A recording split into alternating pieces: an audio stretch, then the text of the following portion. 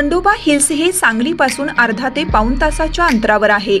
सोलापूर पंढरपूर हायवेवरून जात असताना भोसे गावापासून काही अंतरावर खारशिंग फाटा येथून दंडोबा डोफलगराकडे जाता येतं। कवठेमहांकाळ तालुक्यात खारशिंग गावाजवळच्या 5 ग्रामपंचायतीच्या हद्दीत 1150 हेक्टरवर दंडोबाचा डोंगर परिसर पसरला आहे।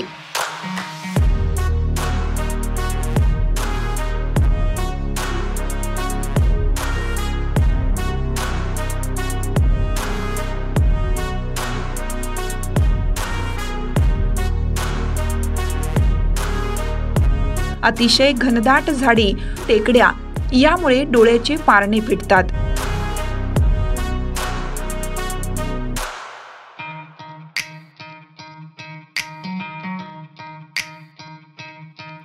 पावसाळ्यानंतर फिरण्यासाठी अत्यंत चांगलं ठिकाण आहे। सकाळी 7 ते 11 आणि सायंकाळी 4 ते 6 हा उत्तम वेळ आहे। दुपारच्या वेळेत उन्हाच्या झळा जास्त जाणवतात।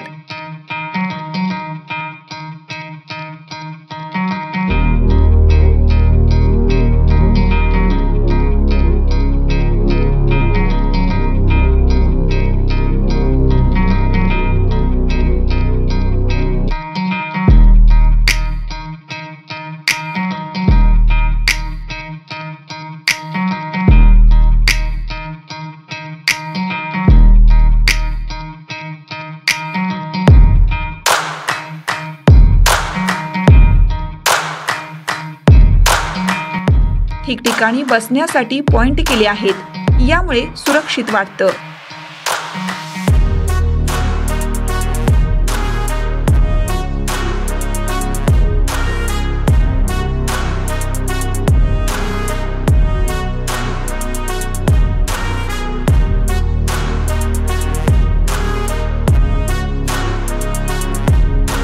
पाच मजली एक मनोरा देखील इथे उभा करण्यात आला आहे।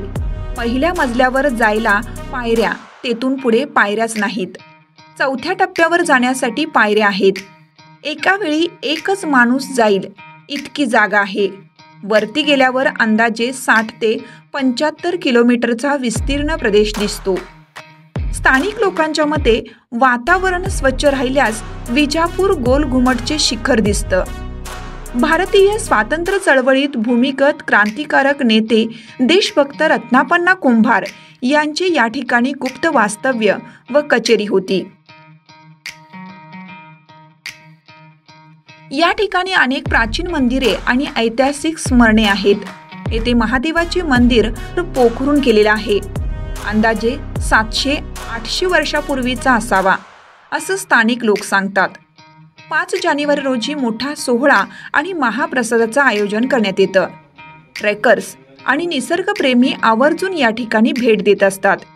शिवाय सुट्टीच्या दिवशी सांगलीकर आणि इस्लामपूर येथील अनेक नागरिक कुटुंबासहित येऊन निसर्गाच्या सान्निध्यात भोजनाचा आनंद घेतात।